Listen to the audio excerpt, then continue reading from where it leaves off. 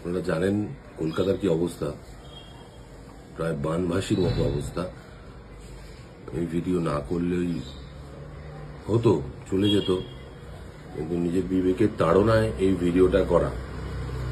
ছবির প্রমোশনের সময়, ক্যারিয়ারের প্রমোশনের সময়, ব্র্যান্ডিং এর প্রমোশনের সময় আমরা ভিডিও করি, তাই সেই দায় বর্তায় আমাদের উপর।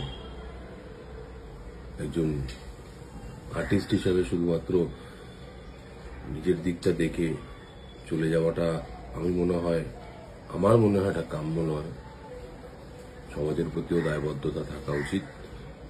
প্রথমত হাত জোর করে বলবো, যে সকল অঞ্চলে জল জমে রয়েছে, জল হু করে বইছে, লোকের ঘরে ঢুকে গেছে, সেগুলো দেখে ফেসবুকে অথবা অন্য কোনো সোশ্যাল সাইটে দেখে প্লিজ হা হা করে রিয়াক্ট দেবেন না।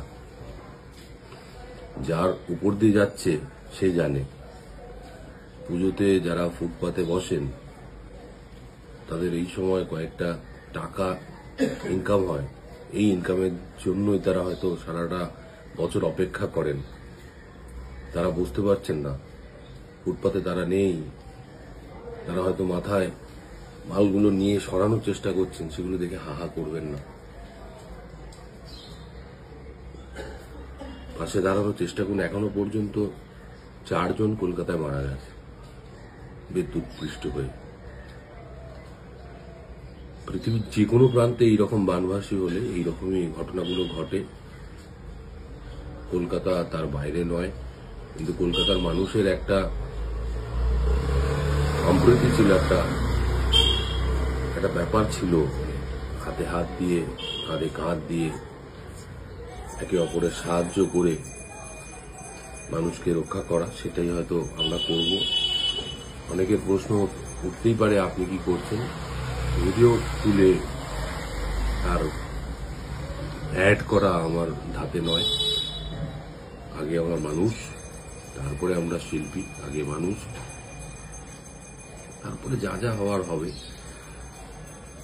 এটা আমার বাবার শিক্ষা। আমার বাবাও যা করার করছেন, ভেবেছেন, নিশ্চয়ই থাকবেন পাশে। প্লিজ আর আমাকে দয়া করে এই শুভ দ্বিতীয়া, শুভ তৃতীয়া এই কটা দিন পাঠাবেন না, খারাপভাবে নেবেন না। এই কটা দিন পাঠাবেন না, শুভ নয় ব্যাপারটা। কাল সারা রাত যে বৃষ্টিটা হয়েছে, আমি অনেকটাই সাক্ষী ছিলাম। বাজের শব্দের থেকে বৃষ্টি পড়ার শব্দ অনেক জোরে পড়ছিল।